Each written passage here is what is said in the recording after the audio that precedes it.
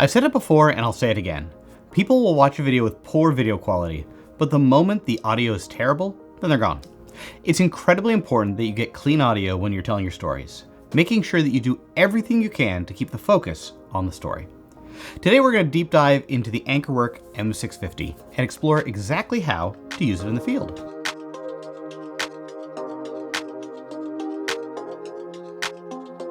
I first tested out the AnkerWork when they sent it to me to beta test, and I ended up featuring the mics in my ultimate smartphone mic matchup. I noted in that video that I'd be sending my beta units to be updated with the newest firmware, and I've finally gotten them back. Overall, the functionality only seems to be better, but let's dive into the features first. The AnkerWork M650 follows the lead of one of the other standouts in the category, the DJI mic, by including a charging case and a receiver that mounts directly to your phone. The case keeps all of your main accessories organized and charged, and includes both a Lightning and USB connection for the receiver. You can also use a USB connection to connect your mic directly to a computer if you'd rather use these mics on your next conference call. Both microphones allow for internal recording in addition to the audio recorded directly to your camera. AnkerWork advertises that these recordings are completely uncompressed, allowing for a cleaner onboard recording and more latitude when you take the audio back to edit. You're going to get about 7 hours of uncompressed record time on each microphone. The AnkerWork M650 also includes 3 levels of noise reduction, so you can pull out the clean sound even in a less than ideal situation. The included AnkerWork software allows you to manage the onboard recordings, customize functions, as well as adjust the equalizer and other sound-related settings, though this is the one feature that I still can't test. AnkerWork advised me not to use the software with these units, as they're still technically running a version of the firmware that's a little separate from the shipping ones, though the features are supposed to match up. The receiver includes a beautiful touchscreen to adjust settings, as well as live monitor your audio and recording status. You can also plug in a set of headphones directly into the receiver so you can listen to the audio and make sure you're happy with what you're getting. Battery life on the M650 clocks in at about 6 hours per unit, or 15 if you use the included charging case. The range is up to 656 feet, so you've got a pretty decent range. You can use the lapel microphones with the AnkerWork M650s, but there's no locking mechanism to prevent the mic from coming unplugged. The M650 transmitters include covers that allow you to change the color so you can match it to your clothing. The M650 retails for $249 and includes the full kit, 2 microphones, a receiver, the needed connections, as well as the charging case. One of the best features of the AnkerWork M650 is the software layout and ease of use. Thanks to the touchscreen on the receiver, everything is just a swipe away. On the main screen, you've got a quick view of all the information you need while rolling. You'll see live meters, gain level, connection strength, as well as battery level for each of your transmitters. On the top bar, you'll see the settings specific to the receiver. The first icon shows if you have noise cancellation enabled, while the second shows if you're in stereo or mono. Finally, you're going to see the battery level for the receiver itself. If you swipe down from the top of the screen, you can adjust the receiver settings. This includes 3 levels of noise reduction, stereo or mono recording, safe mode, and the auxiliary levels. Safe mode allows you to record a second audio channel on the receiver at -6 dB from your main recording, allowing you a little bit of a safety net if there's any sudden loud noises. If you swipe left to right, you're going to find yourself controlling settings for transmitter 1, while right to left adjusts transmitter 2. In these panels, you can mute the transmitter, toggle recording, adjust your gain levels from -15 dB to +15 dB, as well as review the remaining storage and number of files recorded. When it comes to gain level, you're going to want to adjust that to the voice of the person wearing the mic, as well as the optimal sound in your phone. A soft-spoken person might need a higher gain, while someone with a booming voice may need to remove some of the gain to prevent clipping. Finally, if you swipe up from the bottom on the main screen, then you can control both transmitters simultaneously. This panel allows you to toggle recording as well as mute or unmute both transmitters at the same time. One other nice feature of the receiver is that if you don't touch it for a bit, it automatically locks while keeping the screen active. This allows you to set your settings exactly where you'd like to have them without worrying that you might bump them while recording.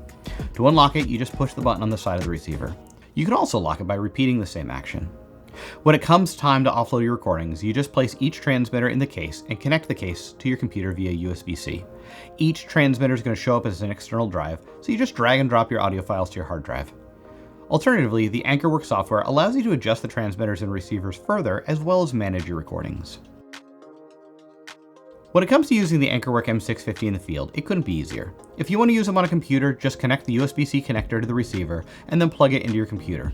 The AnkerWork M650 will then show up as a microphone in your system, which you can choose to use in your video chatting application. That's cool and all, but this is smartphone storytellers. How do you use it with a smartphone? It couldn't be easier. First, connect the required connection to the bottom of the receiver. USB-C for Android, Lightning for Apple. Then just open your video recording application and roll. If the application you use allows you to select the microphone on your phone, make sure to select the correct microphone. But at least in the iPhone's native application, it automatically uses the audio from the AnkerWork M650s. One thing to note is that if you're using the AnkerWork with your iPhone, you cannot record in stereo mode. The receiver will default to mono, recording both transmitters to a single channel. If you're running records on the receiver in addition to your phone, you're still going to have individual recordings from each transmitter. Speaking of receiver recordings, you have a few ways to use the microphones. The first and easiest is just to plug them in and roll record on the phone. This gives you audio embedded into your video clips, and you know that every time you hit record, you're going to have audio. This isn't using one of the best fallbacks of the AnkerWork M650s though.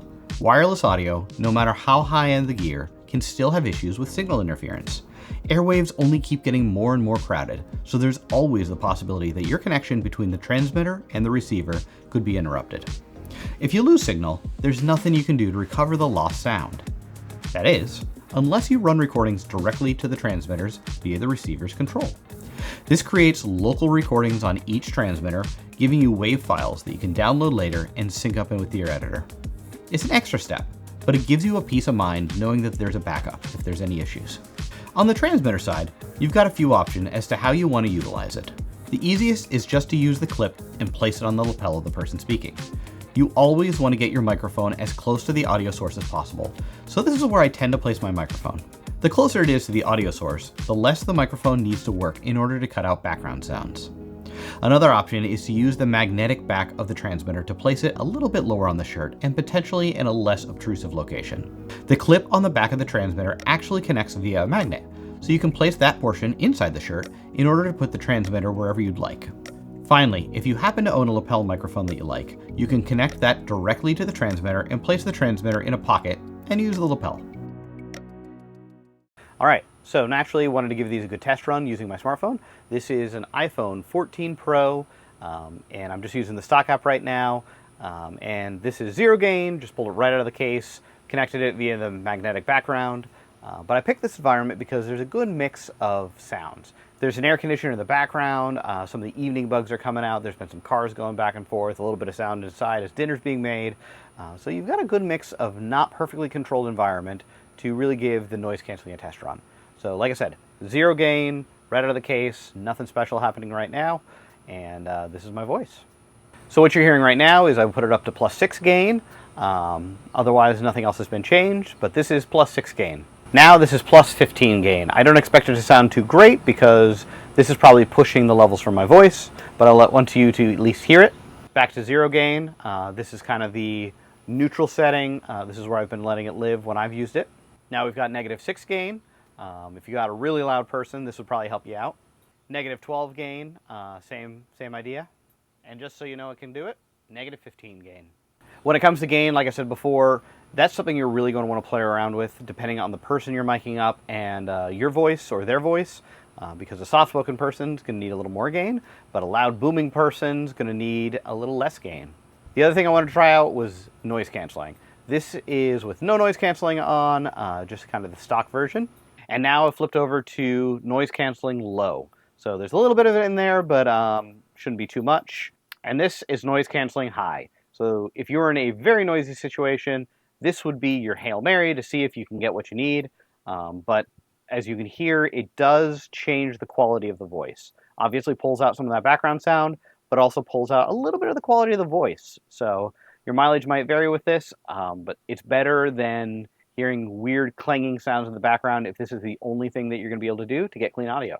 One other thing I wanted to try out was the comparison between the transmitted audio and the audio pulled straight from a transmitter.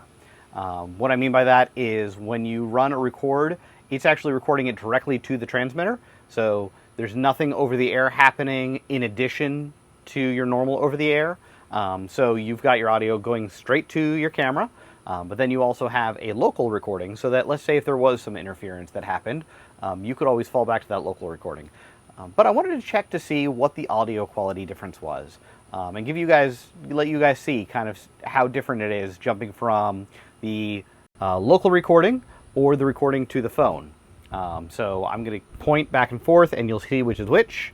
This is the transmitter's recording directly on here right now, and then we're going to switch back to the recording that's already happening on the phone and see if there's any difference.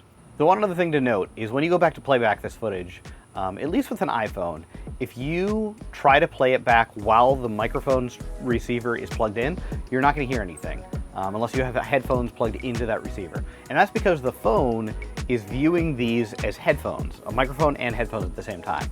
So in order to hear your audio when you play back, you've got to unplug it, then hit play, and make sure you're unmuted, obviously. Otherwise, you're not going to hear anything. Now, if you've got headphones in, which you should if you're monitoring your audio correctly, then you should be able to hear it through that.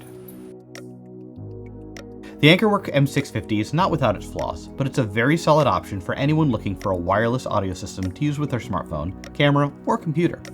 Ultimately, it's just another tool that helps you to keep the focus on your story and keep a focus on the journey that you're taking them on. No matter what though, don't let the gear hold you back when you tell your stories. Save up for great gear, sure, but make sure you're still telling stories and building your skills. The only way to get better is to practice. And remember, it's ultimately not about the gear, it's about the story.